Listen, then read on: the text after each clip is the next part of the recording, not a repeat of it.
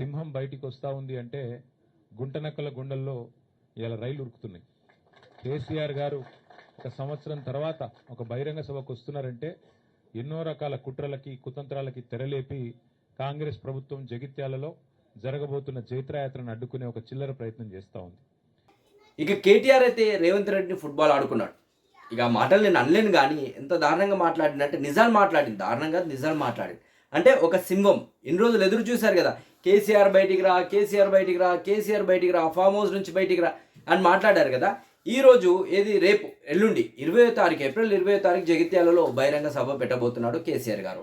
మరి దాన్ని అడ్డుకోవడానికి నిజంగా మీకు భయం లేకపోతే, కేసీఆర్ అనే వ్యక్తి, కేసీఆర్ అనే ఒక పేరు, కేసీఆర్ అనే ఒక బ్రాండ్ భయం లేకపోతే, మరి మీరు టౌన్లోకి వెళ్ళే ఏదైతే దారి ఉందో మెయిన్ దారి మొత్తం తవ్వేయడం జరిగింది టోటల్గా.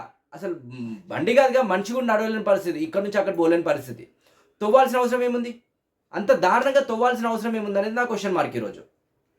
అంటే కేసీఆర్ రాకపోతేనేమో రాలేదు, వస్తేనేమో కావాలని అధికారం మీ చేతిలో ఉంది కదా, అధికారం మీ చేతిలో ఉందని ఏదైనా చేయాలనుకుంటున్నారా? ఏదైనా చేయొచ్చు అనుకుంటున్నారా? మీ ఉద్దేశం ఏంది? ఇప్పుడు అసెంబ్లీ రాకపోతే రా రా రా రా అంటావు, బయటికి రాకపోతే రాలేదు. గతంలోనే పెడితే 1 year క్రితము వాళ్ళ రజతోత్సవంలో పెడితే అది కూడా ఒక నెల 2-3 నెలలు చర్చ అయింది. ఆ మధ్య పెట్టినందుకు కూడా ఒక 2-3 నెలలు చర్చ జరిగింది.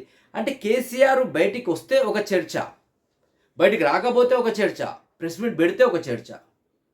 కేసీఆర్ అనేది చరిత్ర కదా. వాస్తవానికి కేసీఆర్ లేకపోతే తెలంగాణ ఎక్కడిది? అఫ్కోర్స్ మీరు అనొచ్చు అమరవీరులు వాళ్ళందరికీ పాదాభివందనం. వాస్తవానికి కేసీఆర్ అనే వ్యక్తి లేకపోతే, కేసీఆర్ తెలంగాణ రాకపోతే, కేసీఆర్ని నమ్మే ఈ అమరవీరులు, విద్యార్థులు, ఉద్యోగులు, సకలజన సమ్మె అందరూ కూడా బయటికి రావడం జరిగింది. మరి వాళ్ళకి చేయూతగా ఎవరు ఉన్నారు? కేసీఆర్ గారు. వాస్తవానికి జాతిపితాలో ఏమాత్రం అందులో ఏమంటారు అనుమానమే లేదు. ఎందుకు అంటే ఆయన ప్రాణాలకు తెగించి మరి ఢిల్లీకి పోయేటప్పుడు ఒకటే మాట చెప్పిండు, తెలంగాణ వచ్చుడో కేసీఆర్ సచ్చుడో అనుకుంటా ఢిల్లీకి పోవడం జరిగింది. వస్తే తెలంగాణ తీసుకొని వస్తా, లేదంటే నా శవం వస్తుందని ఆనాడు కేసీఆర్ గారు మాట్లాడి ఢిల్లీకి పోవడం జరిగింది. తెలంగాణ తీసుకొనే రావడం జరిగింది. మరి అంత గొప్ప వ్యక్తి, ఆ వ్యక్తిని పట్టుకొని ఒక్కొక్కటి పనికిమల్ల నా కొడుకులు, కనీసం ఆయన ఏదైతే గడ్డం గీక్కుంటుందో అంతేజ్ కూడా ఉండదు ఆ కొడుకులకి. ఇష్టం వచ్చినట్టు మాట్లాడడం కేసీఆర్ గురించి. సరే పార్టీలు వేరే ఉండొచ్చు, పార్టీ పరంగా పడకుండొచ్చు, కానీ ఆయన చేసిన మంచి, ఆయన చేసిన త్యాగం, ఆయన చేసిన ఎన్నో పనులు, మంచి పనులు తెలంగాణని నెంబర్ 1 దేశంలోనే నెంబర్ 1గా నిలిచింది. అది నిలబెట్టింది కేసీఆర్ గారు. వాస్తవం, ఒప్పుకోవాల్సిన విషయం అది. సో ఇంత చేసిన కేసీఆర్ గారు రాకపోతే రాలేదనే చర్చ, వస్తే వచ్చిందనే చర్చ. మరి ఈరోజు రాలేదు కదా, ఇన్ని రోజులు రమ్మని అన్న రేవంత్ రెడ్డి, మరి ఈరోజు అక్కడ అటు ఇటు కానీ జీవన్ రెడ్డి, మరి నన్ను క్షమించాలి, అటు ఇటు కానీ సంజీవ్, మరి ఆయన అటో ఇటో నాకు తెలియదు, ఎటో గోడ మీద ఉన్న పిల్లి కన్నా దారుణం ఆ సంజీవ్ అయితే. జగిత్యాల ఎమ్మెల్యే సంజయ్ గోడ మీద పిల్లి కన్నా దారుణం. ఇటు దుంకడు అటు దుంకడు, మధ్యలో ఉంటాడు. కనీసం ఆ పిల్లని ఏదో టైంకి అటో ఇటో దుంకుతుంది. ఈ మనిషి ఏం చెప్తాడు? అధికారికంగా చెప్పడం మాత్రం నేను బీఆర్ఎస్లో ఉన్నా, చేసేటి అన్ని కాంగ్రెస్ పనులు, కాంగ్రెస్లో ఉంటాడు. మరి ఈయన ఏ మనిషో అటా ఇటా, ఈ మనిషి ఇటా అటా నాకు తెలియదు, మీరు చెప్తే కామెంట్ చేయండి, మీకు తెలిసి కామెంట్ చేయండి. అంటే ఇంత ఘాటుగా ఎందుకు మాట్లాడుతున్నానంటే, ఒక ఎమ్మెల్యే ఒక బీ ఫామ్ నుంచి గెలిచినావు, సరే ఓకే, ఎవరు ఎటైనా పోవచ్చు అని మీరు అంటారు. పార్టీ ఫిరాయింపులో ఒక చట్టం ఉంది, ఆ చట్టాన్ని ఉల్లంఘించి మీరు పోతున్నారు, అది మీ ఇష్టం. మరి పోయినప్పుడు బాజాబ్గా నేను ఈ పార్టీలో ఉన్నా అని చెప్పుకోవచ్చు కదా. ఆ దమ్ము ధైర్యం లేనోడు వాళ్ళని ఏమంటారో మీరే కామెంట్ చేయండి. అంటే నేను ఈ పలానా పార్టీలో ఉన్నా అని చెప్పలేని ఒక ఎమ్మెల్యేని, ఒక మొగ ఎమ్మెల్యేని ఏమంటారో మీరే క్లారిటీ ఇవ్వండి. ఇంత దారుణానికి దిగజారిన ఈ ఎమ్మెల్యేని ఇక ఆయన వ్యక్తిగతం మనం ఇక ఆ మనిషి గురించి మాట్లాడదాం. మరి ఆ మనిషి కనుసాయిగల్లోనే ఈ గుంతలు తవ్వడం మొదలుపెట్టారు. ఏమనంటే బిడ్ చేస్తున్నాం. అరే తెలివి ఉన్నోడు, బుర్రున్నోడు ఎవడైనా సరే ఏదైనా కార్యక్రమం, ఆయన మాజీ సీఎం అండి, తెలంగాణ 10 ఏళ్ళు ఫస్ట్ సీఎం కేసీఆర్ గారు, 10 ఏళ్ళు పరిపాలించిన సీఎం, తెలంగాణని అద్భుతంగా ఒక లెవెల్కి తీసుకుపోయిన కేసీఆర్ గారు సీఎం. మరి అలాంటి వ్యక్తి సభ ఉంది అంటే ఇంకా ఏర్పాట్లు చేయాల్సింది పోయి, గవర్నమెంట్ పరంగా ఏర్పాట్లు చేయాల్సింది పోయి, కావాలని కేసీఆర్ రాకుండా, లేదంటే కేసీఆర్ మీటింగ్కి ప్రజలు పోకుండా అంత పెద్ద గుంత తవ్వుతారా? అరే ఇదెక్కడ విచిత్రం, నాకు అర్థం కావట్లేదు. దీనిపైన మాత్రం చాలా సీరియస్ అవుతున్నారు. కేటీఆర్ గారు మాత్రం ఇచ్చి పడేయడం జరిగింది. కేటీఆర్ అసలు గట్టిగా వేయడం జరిగింది. ఎందుకంటే తప్పు లేదు, పర్మిషన్ తీసుకున్న తర్వాత కావాలని మీరు 1 రోజు 2 రోజుల ముందు తవ్వాల్సిన అవసరం ఏముంది? సరే తవ్వినారు, బైపాస్ ఏమైనా వేసినారా? వేయలేదు. అంటే వాళ్ళ ఉద్దేశం ఏంది? కేసీఆర్ గారి సభ అట్టర్ ఫ్లాప్ కావాలి.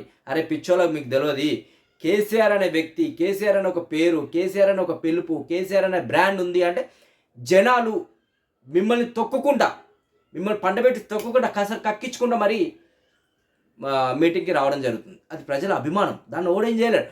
ఒక మనిషి అభిమానాన్ని సంపాదించుకోవడం అనేది మామూలు విషయం కాదు, గుర్తుపెట్టుకోండి. అలాంటి అభిమానం ఆయన పైన చాలా తెలంగాణలో 99% ఉంది, ఒక నీలాంటోడికి తప్ప. ఎందుకంటే నై తెలంగాణ అన్న రేవంత్ రెడ్డి ఈరోజు దరిద్రానికి మనకు సీఎం అయి కూర్చోడు. సరే ఆయన అదృష్టమైన కష్టపడి వచ్చిండు అనుకుందాం, కానీ గతంలో నై తెలంగాణ అన్నాడుగా రేవంత్ రెడ్డి, ఇప్పుడు సీఎం అయ్యాడు. ఆ ఒక్కనే తప్ప 99.99% తెలంగాణలో కేసీఆర్ని పొగడిన వ్యక్తి ఉన్నాడు. ఆంధ్రాలో కూడా పొగిడిన వాళ్ళు ఉన్నారు. మరి అలాంటి మీటింగ్కే మీరు ఆయన పెట్టే సభకు జనాలు పోకుండా, ఇటు నుంచి అటు పోకుండా మొత్తం గుంతలు తోవడానికి ఇది ఎంత మటు కరెక్టో మీరే క్లారిటీ ఇవ్వండి. Thank you. ఇవాళ వాస్తవం ఏంటి అంటే రాష్ట్రంలో ఒక రాజకీయ పునరేకీకరణ జరుగుతూ ఉంది. సింహం బయటికి వస్తూ ఉంది అంటే గుంటనక్కల గుండెల్లో ఇలా రైలు ఉరుకుతున్నాయి. కేసీఆర్ గారు ఒక సంవత్సరం తర్వాత ఒక బహిరంగ సభకు వస్తున్నారంటే ఎన్నో రకాల కుట్రలకి కుతంత్రాలకి తెరలేపి కాంగ్రెస్ ప్రభుత్వం జగిత్యాలలో జరగబోతున్న జైత్రయాత్రను అడ్డుకునే ఒక చిల్లర ప్రయత్నం చేస్తూ ఉంది. ముఖ్యమంత్రి గారు, మంత్రులు ఎంత సిల్లీ పాలిటిక్స్ అంటే కేసీఆర్ గారు ఇక్కడికి వస్తున్నారంటే ముఖ్యమంత్రి గారు మేడిగడ్డ కోతారట. 2.5 ఏళ్లకి వెళ్ళి మేడిగడ్డ కోయేందుకు ముఖ్యమంత్రికి టైం లేకుండే అర్జెంటుగా ముఖ్యమంత్రి గారికి కేసీఆర్ గారి బహిరంగ సభ ఇక్కడ ఉంటే టీవీలలో సగం కేసీఆర్ను చూపెట్టాలి, సగం రేవంత్ రెడ్డిని చూపెట్టాలి, పేపర్లలో సగం రేవంత్ రెడ్డిది రాయాలి, అవతలకు కేసీఆర్ది రాయాలని ఒక చిల్లర ప్రయత్నం. అంటే ఇంత కుత్సితమైన, ఇంత కుసంస్కారమైన, ఇంత చిన్న మెదడున్న ముఖ్యమంత్రి బహుశా భారతదేశంలో ఎవరు ఉండరు, ఒక రేవంత్ రెడ్డి తప్ప. ఆయనకు హైటే తక్కువ అనుకున్నా, బుర్ర కూడా తక్కువ. అంటే ఈ మాట ఎందుకు అంటున్నా అంటే నిజంగా గింత చిల్లరగా ఉండకూడదు రాజకీయం. కేసీఆర్ లాంటి ఒక నాయకుడు ఆయన ఇంకా గీ ఏజ్లో గీ స్థాయికి చేరుకున్న తర్వాత ఆయనకు పేపర్ వాళ్ళు ఏం రాస్తారు, టీవీ వాళ్ళు ఏం చూపెడతారు, ఆయనకి ఏమైనా ఉంటుందా? జగిత్యాలకు వచ్చుడు, జనాలను కలుసుడు, అందరి ముందు మాట్లాడుడు, లక్షలాది మందితో సంభాషించుడు కేసీఆర్ గారికి తెలిసిందే గది, ఆయన ప్రస్థానమే అది. అట్లాంటిది ఇవాళ ఆయన ఇక్కడికి వస్తుంటే కోరుట్లకి వెళ్ళి వచ్చేటోళ్ళందరికీ ఇక్కడికి రానియకుండా రోడ్డు దవ్వుతారట. 3 ఏళ్లకి వెళ్ళి యాదికి రాలే రోడ్డు, ఇప్పుడే యాదికి వచ్చింది సడన్ గా. ఇంత చీప్ పాలిటిక్స్, ఇంత చిల్లర ప్రయత్నాలతో జగిత్యాలలో జన ప్రభంజనాన్ని అడ్డుకుంటామని రేవంత్ రెడ్డి గారు, అదేవిధంగా ఇక్కడ ఉన్న హైబ్రిడ్ ఎమ్మెల్యే, హైబ్రిడ్ కూడా కాదు, ఏం బ్రీడో ఇది, ఏ బ్రీడో ఆ బ్రీడ్ ఎమ్మెల్యే ఇక్కడ ఉన్నాయన ఏ పార్టీ ఆయనకే తెలియదు. బీఆర్ఎస్ అని ప్రెస్ మీట్లో చెప్తాడు, కాంగ్రెస్ పార్టీ ఆఫీసులో కూర్చుంటాడు, కాంగ్రెస్ పార్టీ మంత్రి పక్కకు కూర్చుంటాడు. క్రాస్ బ్రీడ్ అనాలనా, హైబ్రిడ్ అనాలనా, ఏం బ్రీడ్ అనాలే, ఆయన ఏందో ఆయనే చెప్పుకోవాలి.